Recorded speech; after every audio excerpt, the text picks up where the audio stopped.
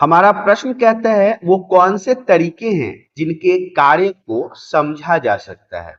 तो देखिए वो बहुत से तरह के ऐसे कार्य होते हैं जिनके कार्य को समझा जा सकता है। उसके लिए बहुत सारे पॉइंट्स दिए गए हैं। तो सबसे पहले पॉइंट्स को देखते हैं।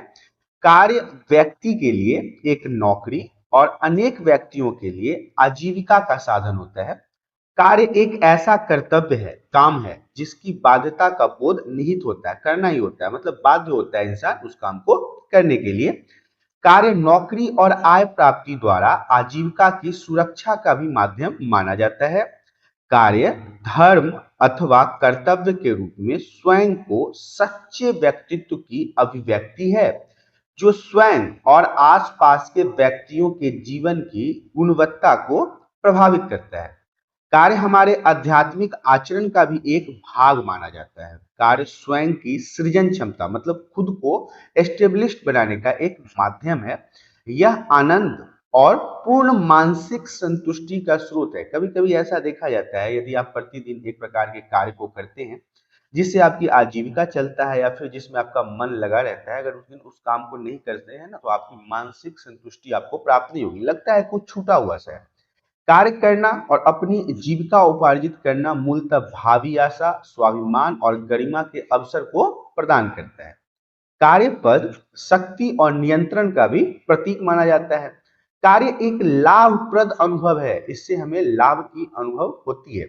यह मूल्यों और अभिलाषा को प्रतिबिंबित करने का एक साधन भी माना जाता है। तो यदि आपसे प्रश्न पूछा जाता है कि वो कौन से तरीके हैं जिनके कार्य को समझा जा सकता है, तो आप निम्नलिखित मुद्दों को वहां पे रेखा चिन्हित करेंगे ताकि आपके ये प्रश्न पूर्ण रूप से समाप्त हो जाए। अगला प्रश्न हमारा कहता है नौकरी और जीविका के भेद कीजिए, मतलब अंतर हमें स्पष्ट करना है कि नौकरी क्या है और जीविका क्या है। तो देखिए, नौकरी और जीविका के बीच यदि भेद करने के लिए बोला जाए तो आप इस प्रकार से कर सकते हैं। पहला मुद्दा हमारा कहता है अधिकांश कार्य धन कमाने के लिए हो सकते हैं। इन कार्यों को परंपरागत रूप से नौकरी कहा जाता है, लेकिन बहुत से कार्य व्यक्ति जीविका के लिए नौकरी के अतिरिक्त कुछ कार्य भी करते हैं, जिसे जीविका मात्र एक नौकरी से कुछ अधिक माना जाता है। नौकरी और जीविका में जो प्रमुख अंतर होता है वह यह है कि नौकरी उसके निमित्त कार्य करना है, जबकि जीविका जीवन को बेहतर बनाने की इच्छा को आगे बढ़ाने की और विकसित होने के लिए और चुने हुए कार्य क्षेत्र में स्वयं को प्रमाणित करने की आवश्यकता से जुड़ा हुआ है। वर्तमान समय में मात्र नौकरी प्राप्त कर लेना ही पर्याप्त नहीं होता है। सफलता प्राप्ति करने के लिए यह बहुत जरूरी है कि वह निरंतर नए कौशल को सीखे। इसलिए आपके पेरेंट्स भी आपको कहते हैं कि कुछ स्किल्स सीखो, कंप्यूटर सीखो या किसी भी प्रकार के अन्य स्किल्स को सीखना जरूरी है, क्योंकि यही वो कौशल है जो आपको सफल बनाता है। उन्हें उन्नत करने की जरूरत होती है। विषय में नई जानकारी प्राप्त करें और अपनी कार्य क्षमता को बढ़ाएं, उसमें वृद्धि करें। दूसरा पॉइंट हमारा कहता है कि नौकरी के जो कार्य हैं वो मुख्य रूप से आय का स्रोत होता है। उदाहरण के लिए अपने परिवार की सहायता प्रदान करने के लिए नौकरी करना, इसमें व्यक्ति को नौकरी करने का संतोष अर्जित आय के रूप में होता है। दूसरी तरफ जीविका में व्यक्ति अपने कार्य को निरंतर उन्नत व्यावसायिक रूप से उच्च पद स्तर, वेतन और उत्तरदायित्व के रूप में देखता है। एक व्यक्ति जो जीविका के लिए कार्य करता है पर्याप्त समय और ऊर्जा लगाता है, ऊर्जा मतलब अपनी शक्ति को उसमें देता है, क्योंकि ऐसा करने पर ही उसे भविष्य में लाभ प्राप्त होता है। ऐसे लोग जो नौकरी को जीविका के रूप में देखते हैं, नौकरी के दौरान निरंतर बढ़ने और उपलब्धियां प्राप्त करने के लिए संतुष्टि भी प्राप्त करते हैं। वही हम तीसरे नंबर की अगर बात करें तो तीसरे में कहता है कि नौकरी में कार्य को अपनी मनपसंद जीविका के रूप में न देखकर उससे होने वाली आय के रूप में देखा जाता है। जबकि जीविका में आप उन सभी कार्यों को कर सकते हैं जो आपके मन को अच्छा लगता है, मनपसंद मानकर आप उसे चला सकते हैं। और उसे करने से व्यक्ति को क्या मिलता है? संतोष प्राप्त होता है। यदि आप अपने मन के इच्छा के अनुसार किसी कार्य को करते हैं तो आपको उसे संतोष प्राप्त होता है, आप सेटिस्फाइड होते हैं उससे। अगला प्रश्न हमारा कहता है अर्थपूर्ण कार्य से आप क्या समझते हैं? तो अर्थपूर्ण कार्य जो है वो समाज अथवा अन्य लोगों के लिए उपयोगी होता है, जिसे जिम्मेदारी से किया जाता है और करने वाले के लिए आनंददायक भी होता है। यह कार्य करने वाले को अपने कौशल अथवा समस्या समाधान की योग्यता के लिए समर्थ बनाता है। और जब कोई व्यक्ति अर्थपूर्ण कार्यों में सम्मिलित होता है तो उसे पहचान, महत्व और प्रतिष्ठा का बोध होता है। जब किए गए कार्य का परिणाम अर्थपूर्ण अर्थात सफल हो जाता है, इसके रिजल्ट जब पॉजिटिव आते हैं, तब वह व्यक्तिगत विकास में योगदान देता है, अपने आप में विश्वास एवं महत्व जागृत करता है और अतः इसके कार्य को संपन्न करने की उसे क्षमता भी प्राप्त होती है। अगले प्रश्न की ओर देखते हैं। निम्नलिखित शब्दों को संक्षेप में समझाइए। पहला क्या है? जीवन स्तर है और दूसरा जीवन की गुणवत्ता है। तो जीवन स्तर से आशय जीवन स्तर सामान्य रूप से धन दौलत और आराम के स्तर, भौतिक सामग्री और उपलब्ध आवश्यकताओं का द्योतक है। वह सुगमता है जिससे एक समय में और एक स्थान पर रहने वाले लोग अपनी आवश्यकताओं की पूर्ति कर सकते हैं। जीवन के आर्थिक स्तर का संबंध उन भौतिक परिस्थितियों से भी होता है जिसमें लोग निवास करते हैं या फिर रहते हैं। साथ ही सामग्री और सेवाओं से भी इसका निर्माण होता है जिन्हें वे काम में लेते हैं, और आर्थिक स्रोत से भी होता है जहां तक उनकी पहुंच होती है। तो जीवन स्तर के कारक, जीवन स्तर मुख्य रूप से किन कारकों पर आधारित होता है उसके बारे में जान लेते हैं। एक इंसान अपने जीवन में किन किन चीजों के ऊपर निर्भर होता है। तो आय के ऊपर उसका निर्भर होना बहुत ही नेसेसरी देखा जाता है, जरूरी लगता है कि आय तो एक परिवार में होना ही चाहिए, तभी तो वो अपने जीवन के अन्य क्रियाकलापों को संपन्न कर पाएंगे। माल और सेवाओं में लागत, सकल घरेलू उत्पाद, राष्ट्रीय आर्थिक वृद्धि, प्रति वर्ष सवेतन छुट्टियां और बीमारी के प्रसंग, ये सब वो पॉइंट्स हैं जो आपको जीवन स्तर के प्रमुख कारक में देखने को मिलेंगे। आगे के कुछ पॉइंट्स हैं। आर्थिक और राजनीतिक स्थिरता, सामाजिक विषमता, गरीबी, आधारभूत ढांचा, बेहतर स्वास्थ्य देखभाल की सामर्थ्य, जीवन प्रत्याशा, राजनीतिक, आर्थिक और धार्मिक स्वतंत्रता, पर्यावरणीय गुणवत्ता। तो इन सभी मुद्दों को इसमें बहुत ज्यादा महत्वपूर्ण माना गया है। जीवन स्तर का उपयोग प्राय क्षेत्र अथवा देशों में परस्पर तुलना के लिए किया जाता है। यहाँ पे जीवन स्तर का उपयोग 2 बार आ गया है, लेकिन ये सही तरीके से लिखा हुआ है, क्योंकि यहाँ पे ये जो स्लैश है ये तो हम जीवन स्तर के उपयोग के बारे में पढ़ेंगे। तो जीवन स्तर का उपयोग प्राय क्षेत्र अथवा देशों में परस्पर तुलना करने के लिए किया जाता है। ऐसी तुलना करके उस क्षेत्र या देश की प्रगति का मूल्यांकन किया जाता है। जीवन स्तर का एक माप विकास सूचकांक भी है, जिसे 1990 में संयुक्त राष्ट्र संघ ने विकसित किया था। विकास सूचकांक में जन्म के समय जीवन की प्रत्याशा, प्रौढ़ साक्षरता दर और प्रति व्यक्ति सकल घरेलू उत्पाद भी शामिल किया जाता है, इसमें संलग्न किया जाता है। जीवन की गुणवत्ता के बारे में अगर बात की जाए तो जीवन की गुणवत्ता से आशय जीवन की गुणवत्ता में केवल जीवन के भौतिक मानक को सम्मिलित नहीं करना है, बल्कि मानव जीवन में दूसरे भी बहुत सारे अमूर्त पहलू भी सम्मिलित किए जाते हैं, जैसे अवकाश मतलब छुट्टी, सुरक्षा, सांस्कृतिक स्रोत, सामाजिक जीवन, भौतिक स्वास्थ्य और पर्यावरणीय गुणवत्ता इत्यादि भी जीवन की गुणवत्ता के लिए बहुत ही महत्वपूर्ण माने जाते हैं। तो जीवन की गुणवत्ता को यदि मापने की बात हो तो उसमें कौन कौन से कारक होते हैं उन्हें भी जानना जरूरी है। पॉइंट जो है वो कहता है दासता तथा उत्पीड़न से स्वतंत्रता, आंदोलन की स्वतंत्रता, अपने देश में आवास की स्वतंत्रता, विचारों की स्वतंत्रता, धर्म की स्वतंत्रता, रोजगार की स्वतंत्रता का विकल्प होना चाहिए। समान कानूनी सुरक्षा, भेदभाव से मुक्ति होना चाहिए। समान कार्य के लिए समान वेतन होना चाहिए। विवाह का अधिकार होना चाहिए। पारिवारिक जीवन का अधिकार होना चाहिए। समान व्यवहार का अधिकार होना चाहिए। निजी गोपनीयता का अधिकार होना चाहिए। अगले पॉइंट में कहता है न्यायोचित वेतन का अधिकार होना चाहिए। मत देने का अधिकार होना चाहिए। विश्राम और अवकाश का अधिकार होना चाहिए। शिक्षा का अधिकार होना चाहिए। मानव गरिमा का अधिकार होना चाहिए। दोष सिद्ध न होने पर निर्दोष माना जाए, इन सभी चीजों का अधिकार जीवन की गुणवत्ता को मापने के लिए प्रयोग में लाया जाता है। अगले प्रश्न की ओर देखते हैं। अगला प्रश्न हमारा कहता है जेंडर और लिंग शब्दों से आप क्या समझते हैं? तो देखिए, जेंडर और लिंग शब्द का क्या मतलब होता है। जो नर शब्द होते हैं वो लड़कों के लिए और जो लड़कों या पुरुषों के लिए कह सकते हैं, जबकि मादा शब्द जो होता है वो लड़की और महिलाओं को दर्शाता है। अब इसमें क्या होता है कि ये अक्सर आपको यौन अंग और जननांगों को दर्शाएगा, ऐसा एक्स एक्स और एक्स वाई अथवा दूसरे गुणसूत्रों के संयोजन के कारण होता है। जैसा कि आपको पता है कि एक्स एक्स जो है वो फीमेल में होता है और एक्स वाई जो है वो मेल में होता है। ये प्रजनन के लिए बहुत ही महत्वपूर्ण है, या फिर आप कह सकते हैं कि जेंडर निर्धारण करने के लिए भी बहुत महत्वपूर्ण है।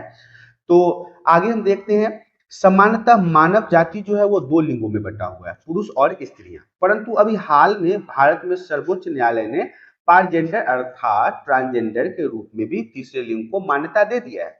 जेंडर शब्द जो है वो सामाजिक पहचान पर आधारित होता है। जेंडर में स्त्री और पुरुष के भेद को यौन अंगों की भिन्नताओं के आधार पर नहीं बल्कि कार्यात्मक भिन्नता के आधार पर स्थापित किया जाता है। प्रत्येक समाज में सामाजिक और सांस्कृतिक जो प्रथाएं होती है वो तय की जाती है। विभिन्न जेंडरों का कैसा व्यवहार करना है, उन्हें किस प्रकार के कार्य करने हैं, इस प्रकार बचपन से ही व्यक्ति की पहचान बन जाती है। किसी भी समाज अथवा समुदाय के सदस्यों द्वारा सामाजिक और सांस्कृतिक प्रथाओं के अनुरूप अपनी भूमिका निभाना पूर्ण रूप से अपेक्षित है।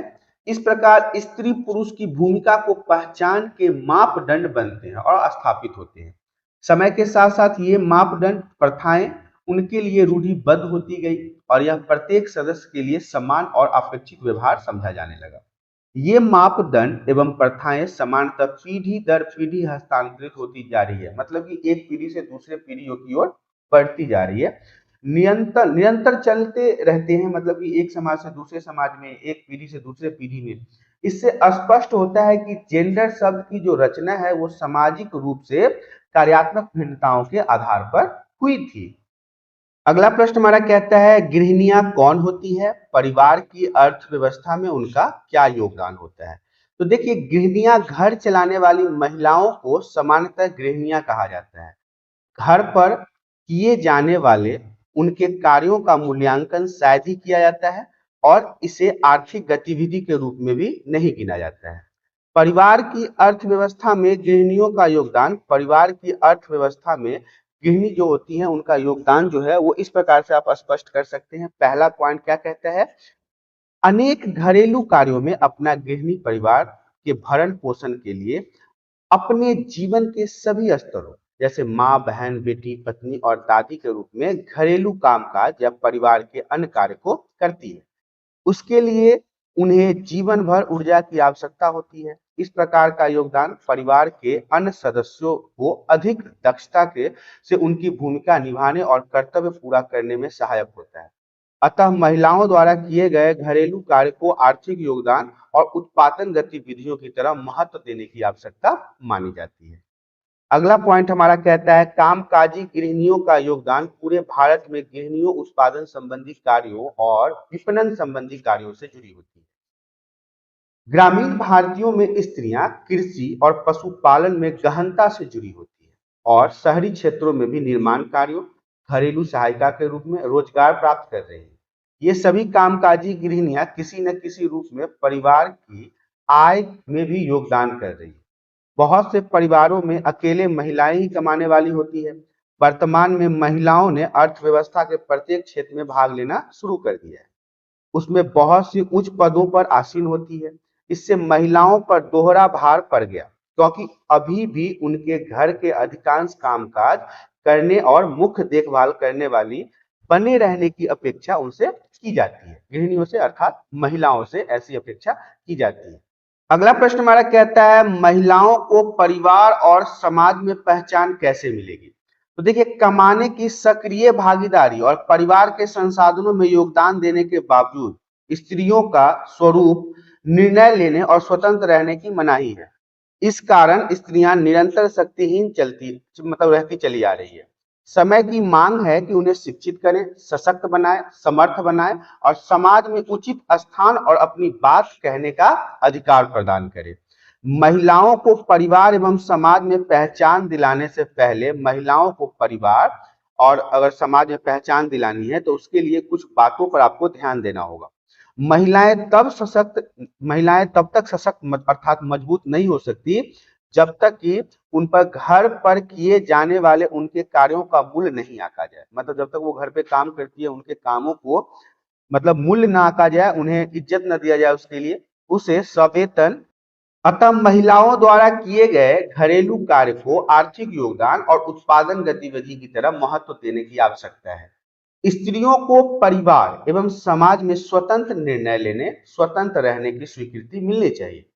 कुशल कारीगरों की आवश्यकता के कारण स्त्रियों की भागीदारी के अवसरों में कमी आई। अतः स्त्रियों के हितों की रक्षा के लिए कौशल को विकसित करने वाली प्रशिक्षण सुविधाओं की वृद्धि होनी चाहिए, ताकि महिलाएं भी अधिक कौशल सीख सके और कुशल कारीगर बन सके। स्त्रियों को शिक्षित किया जाना चाहिए और उन्हें सशक्त और समर्थ बनाए जाने के लिए उन्हें समाज में बात कहने का भी अधिकार प्रदान किया जाना चाहिए और औरतों को ये सब चीजें प्राप्त होना चाहिए।